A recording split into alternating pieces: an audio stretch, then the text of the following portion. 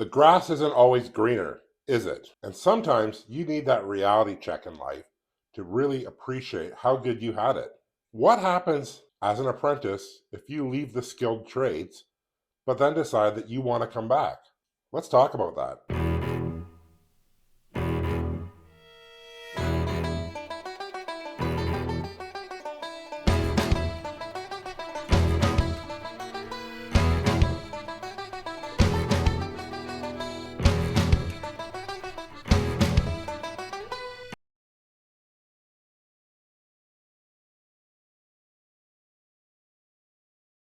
My guest today left the skilled trades at one point to explore other options.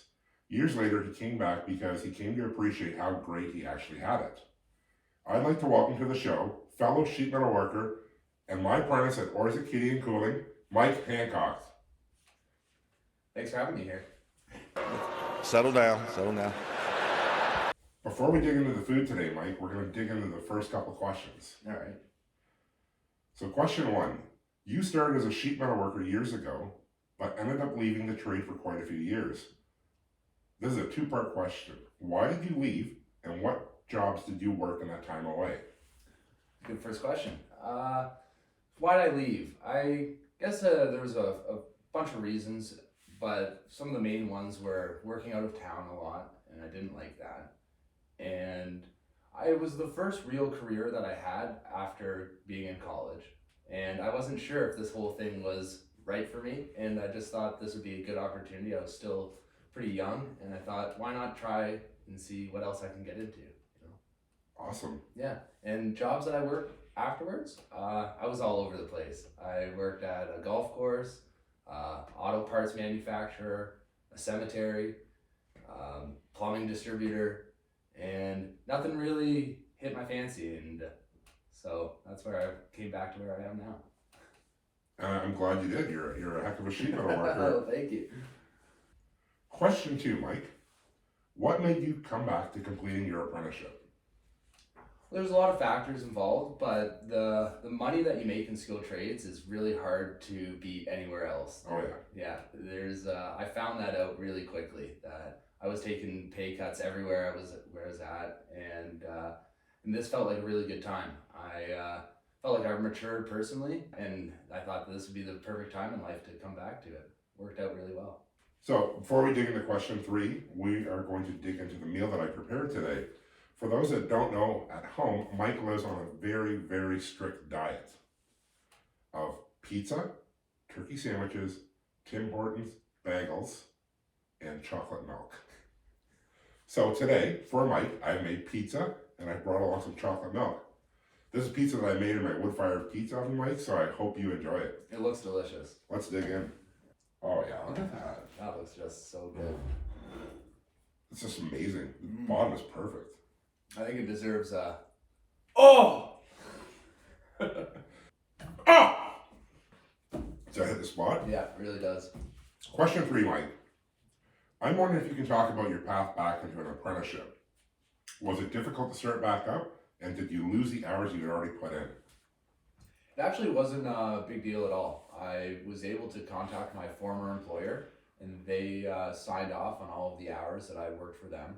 And after getting in contact with my apprenticeship liaison, the hours got transferred over, started up my apprenticeship with Orzac, and just continued on from where I was. So I was really happy about the way that the whole process was handled. Seems like a pretty painless process. It really was. I was pretty nervous, and it was one of the reasons why I was hesitant on getting back into the trade, because I had no idea how that process was going to go. Mm-hmm. But there was no need to be nervous about it. It was really simple. That's great. So looking back, Mike, do you wish you had done things differently, or do you think the break was beneficial in your own development? I'm a little bit on both sides of the fence with that question. There's many days that I think to myself, oh, I screwed up by leaving. Because I could be a licensed journeyman at this point if I hadn't left. But I do think that the other jobs that I worked gave me lots of experience, and now I'm even more appreciative to be in the position that I'm in, and more dedicated to getting my license. Well, you're well on your way. Question five, Mike. What is something you know now that you wish you could tell 2013 Mike? How long do you have? Because it's a pretty long list. I think one of the main things I would say to my younger self is stick with things. If it's a little bit difficult at the time, it's temporary, and you'll always get past it, and not to dwell on difficult situations. We tend to dwell on our short-term pain sometimes. Definitely do, yes. And, we don't see the light at the end of the tunnel once in a while, right? Yeah, and it really helps looking towards that light, Mhm. for sure. Mm-hmm. There's someone watching right now on YouTube who's frustrated with their own apprenticeship journey. And I'm wondering if you have any words of encouragement that might be able to help them through their current situation.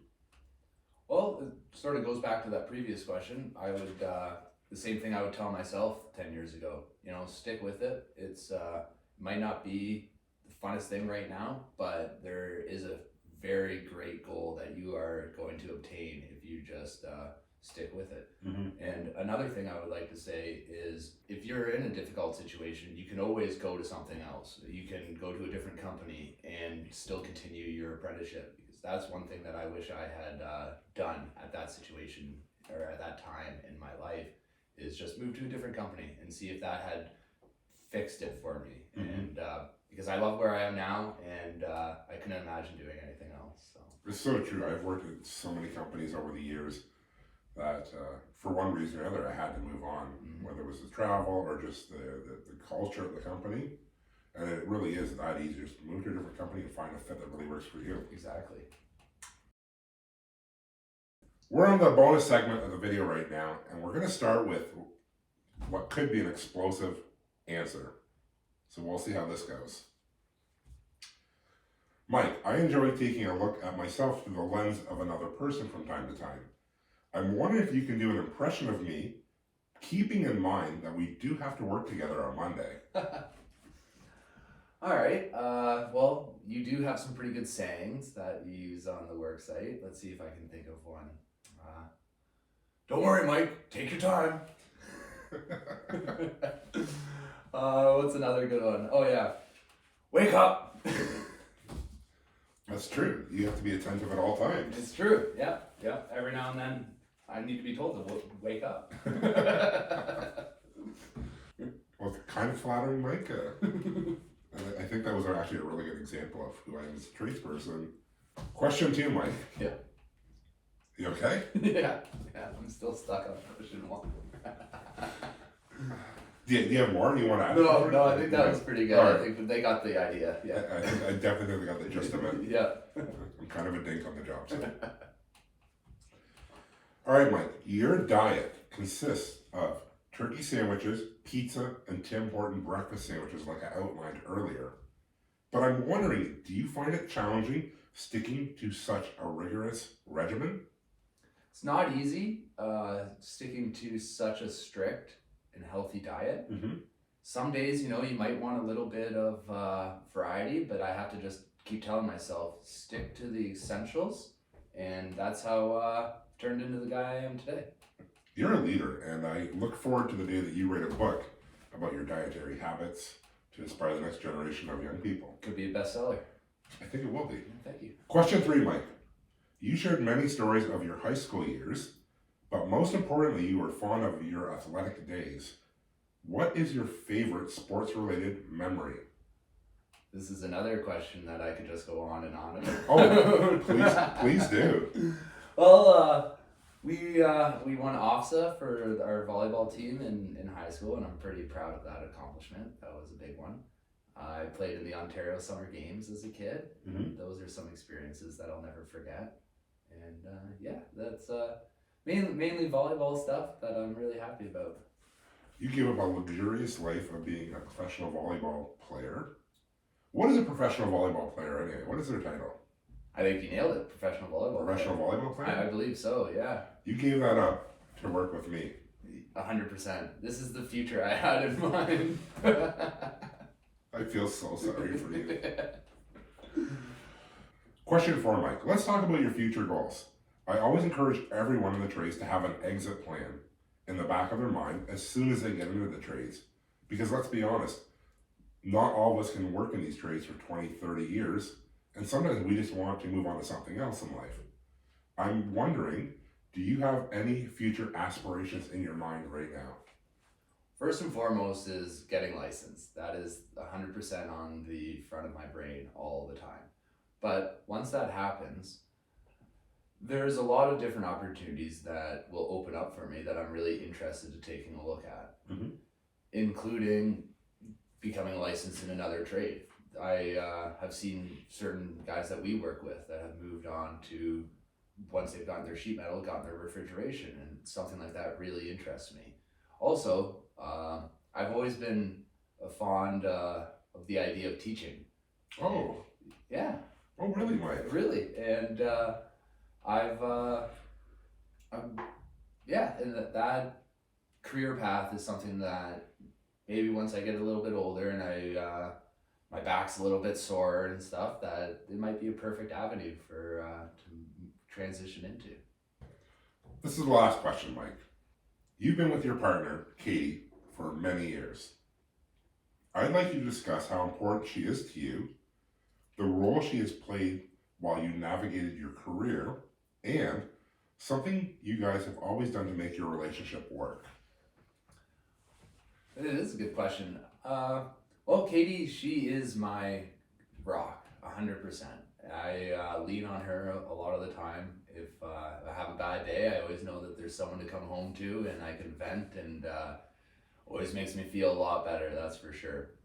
Talked about earlier how when I left the sheet metal, I was taking a lot of pay cuts to try and find the right job for me, and it was really nice having someone at home that was very supportive of the decisions I was making, even though it would make financial times at our house a little bit more difficult. But yeah, I never felt any resentment or anything for that, so I'm really appreciative of having someone that will support you through all of my career's ups and downs, that's for sure. That is awesome. It really is. It does not count as your Valentine's present to Katie, though. You still have to get her something. Shout out to Katie, though. I've met her in the past. She seems like an extremely pleasant young lady. She sure is. And I don't know why she settled for you, but It's a mystery, that's for sure. Hey, Mike, why don't we try one more bite of this pizza? Sounds good.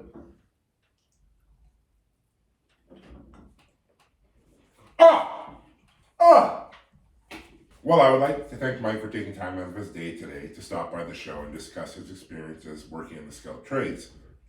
And more importantly, coming back into the skilled trade after exiting the trades. It must have been a difficult decision at the time to leave the trades, but I'm glad that he's come back in the trades, and I know that we're all better for it. So thank you, Mike, for coming on today. I really appreciated this time to chat with you. Well, thanks for having me, Nick. And remember, friends, start hungry, stay handy. Catch you on the next one. Boom!